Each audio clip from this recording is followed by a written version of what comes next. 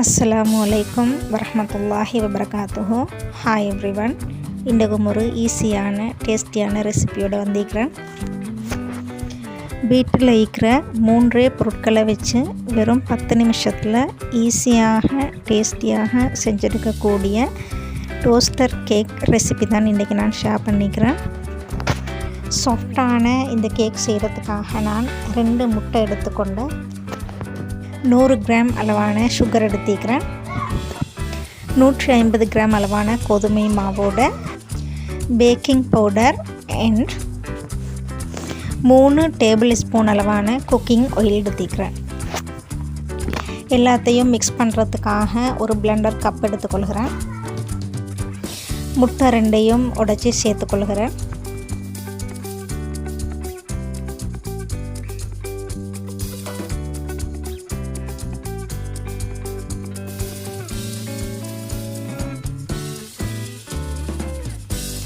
கூடவே cooking oil, sugar இவற்றோட packing பவுடரையும் சேர்த்துக்கொள்ள வேணும்.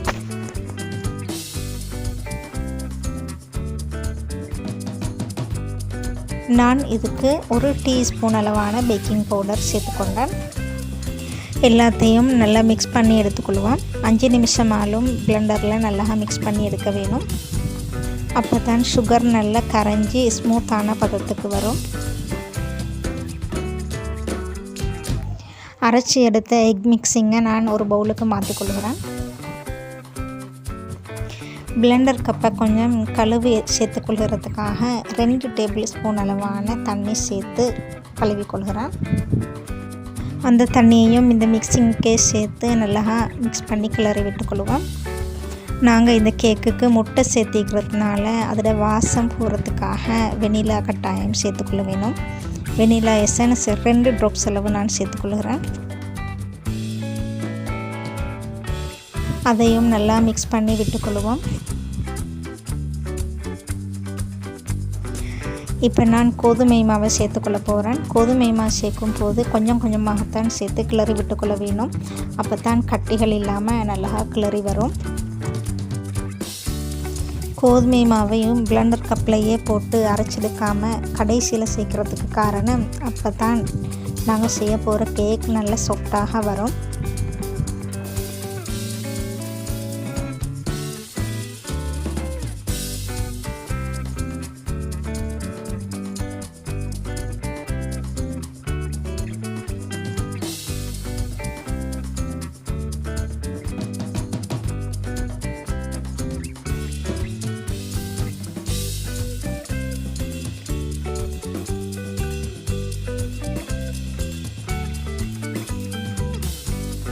கோதுமை மாவு சேர்த்ததுக்கு பிறகு நல்லா மிக்ஸ் பண்ணிக்கொள்ள வேணும். எந்த கட்டிகளுமே இல்லாமல் நல்லா மிக்ஸ் பண்ணி எடுத்ததுக்கு பிறகு ரிப்பன் விழுகிற பதத்துக்கு வரும்.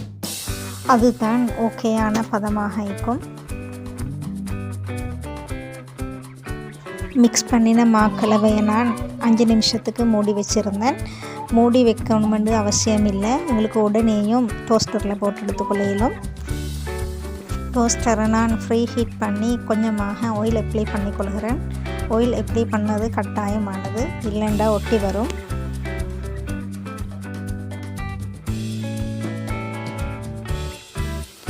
மிக்ஸ் பண்ணி வச்சுக்கிற கலவையில் இருந்து 1 ஸ்பூன் அளவான கலவையை நான் டோஸ்டரில் ஊற்றிக்கொள்கிறேன்.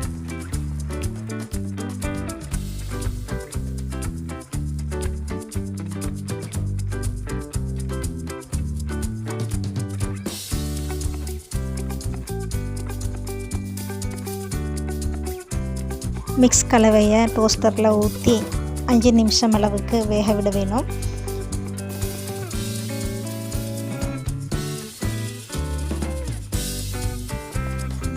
புசுண்டு பொங்கி நல்ல டேஸ்டான சாஃப்டான உங்களுக்கு பார்க்கும் போதே விளங்கும் நல்ல சாஃப்டான கேக் ரெடியாக இருக்குது. டோஸ்டரில் நாங்கள் ஆயில் அப்ளை பண்ணினோம்ங்கிறதுனால ஈஸியாகவே அது ரிமூவ் ஆகி வந்துடும். ஈஸியாக நாங்கள் ரிமூவ் பண்ணிக்கொள்ள இயலும்.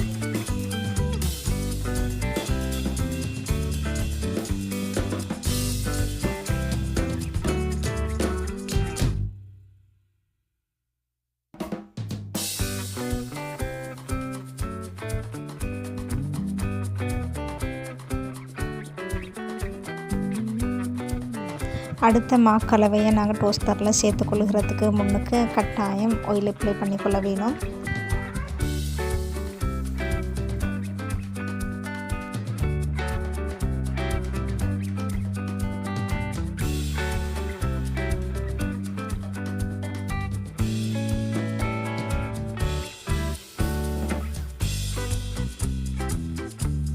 நான் செஞ்ச இந்த டோஸ்டர் கேக் வெனிலா டேஸ்ட்டோடையே இருக்கட்டும்ன்றதுனால நான் வேறு எதுவும் சேர்க்க இல்லை. உங்களுக்கு தேவை இருந்தால் அல்லது விருப்பம் இருந்தால் கலரிங் சேர்த்துக்கொள்ளையிலும். அப்போ கலராக குழந்தைகள் விருப்பமான மாதிரி 2-3 கலரில் எங்களுக்கு கலரிங் சேர்த்தும் செஞ்செடுத்து கொள்ளையிலும். அப்படி இல்லைன்னா மிக்சிங்குக்கு கொக்கோ பவுடர் 2 டேபிள் ஸ்பூன் சேர்த்துக்கொண்டா கொக்கோ கேக் ரெடி ஆகிடும். சாக்லேட் ஃப்ளேவரோடையும் இந்த கேக் அவ்வளோ டேஸ்ட்டாக இருக்கும்.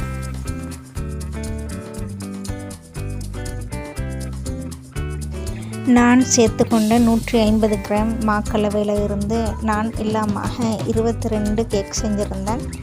ஈஸியாக கொஞ்சமான பொருட்களோட 22 கேக் செஞ்சது உண்மையாகவே அதிகப்படித்தான்.